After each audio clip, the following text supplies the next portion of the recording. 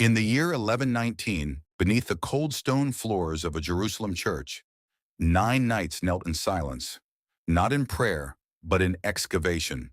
For 9 years they dug, 9 years of secrecy, 9 years of obsession. And when they finally emerged from beneath the ruins of Solomon's temple, they carried nothing visible in their hands. No gold, no weapons, no treasure the world could see. Yet within a generation, these 9 men, ragged, dusty, and deliberately obscure, would become the most powerful military order in the history of Christendom. Kings would bow to them, popes would fear them, and the secret they unearthed from that ancient ground would reshape the entire medieval world. The question history has never fully answered is this: what exactly did they find down there? This is the story of the Knights Templar and the dark secret buried for centuries that changed everything. To understand what those 9 knights were truly searching for, you have to go back further, much further, back to an age when Jerusalem was not merely a city, but the axis of the known world. When Solomon, king of Israel, raised his legendary temple on Mount Moriah, it was said to house something no mortal eye could safely behold: the Ark of the Covenant, the sacred chest containing the stone tablets of God's law. For centuries, the temple stood as the beating heart of an entire civilization. Then came destruction: the Babylonians, the Romans. Conqueror after conqueror reduced its walls to rubble, and yet the whispers never died. The whispers that said certain sacred objects, documents, relics, perhaps something even more dangerous, had been hidden beneath the temple before the fall. Hidden so deeply that no invading army would ever find them. Fast forward now to 1099. The Crusaders seized Jerusalem in a siege so brutal that chronicles describe the streets running with blood to the height of a horse's bridle.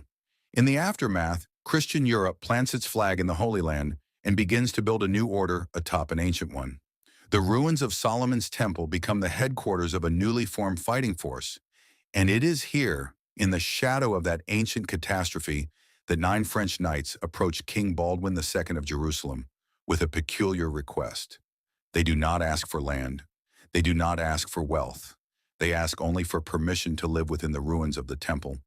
And they ask for no salary, no reward, just access to the ground beneath their feet. If you find yourself gripped by this story already, stay with us, because what happens next is where history gets truly dark. Baldwin grants their request. The 9 knights, led by Hughes de Payens, move into the Al-Aqsa Mosque, which sat atop what Christians believed to be the original temple platform. And then, with extraordinary discipline and silence, they begin to dig. Historical records from the period are deliberately sparse on what occupied these men during those 9 foundational years. They had no formal duties. They recruited no new members. They performed none of the military functions that would later define their order. By every observable measure, they were simply there, digging through sacred earth, cataloging what lay beneath, and speaking to no one about what they found. When they finally emerged and traveled to the Council of Troy in 1129, everything changed almost overnight. The church formally recognized the Templars with breathtaking speed. Bernard of Clairvaux, the most influential religious voice in Europe, personally championed their cause with a fervor that historians still find remarkable. Within years, donations flooded in from across the continent. Estates, castles, entire regions were handed to this order of 9 formerly obscure knights. Why? What had they brought back from Jerusalem that warranted such extraordinary and immediate trust from the most powerful institution in the Western world? Here is where the secret begins to reveal its shape. Documents discovered centuries later, including a remarkable scroll found in the Vatican archives in 1861, suggest the Templars had uncovered something of profound theological and political significance beneath the Temple Mount. Not merely treasure, not merely relics, but documents. Ancient scrolls and written records that may have predated the Gospels themselves. Some scholars argue these writings challenge core doctrines of the Church, perhaps offering alternate accounts of foundational biblical events. If such documents existed, their power would have been enormous. The Church would have had every incentive to suppress them completely, or perhaps more strategically, to control those who held them. The arrangement becomes clearer when you examine the Templars' extraordinary privileges. They answered to no bishop, no king, no earthly authority except the Pope himself. They paid no taxes. They crossed borders freely throughout Christendom. In every meaningful sense, the Church placed them entirely beyond the reach of secular law. This was not generosity. This was a negotiation, a silence purchased at the highest possible price. And for nearly 2 centuries, the silence held.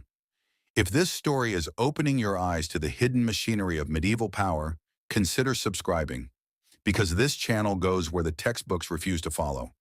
The Templars grew into something the world had never seen.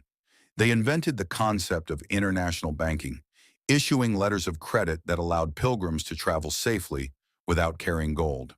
They built an empire of preceptories, stretching from the British Isles to the edges of the Holy Land.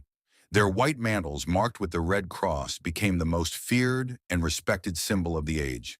Yet beneath all of it, beneath the wealth and the military glory and the banking innovation, there remained that original silence, that original secret, the thing they had found in the dark beneath Jerusalem and never fully named. By the early 14th century, the world had shifted. The Crusades were failing.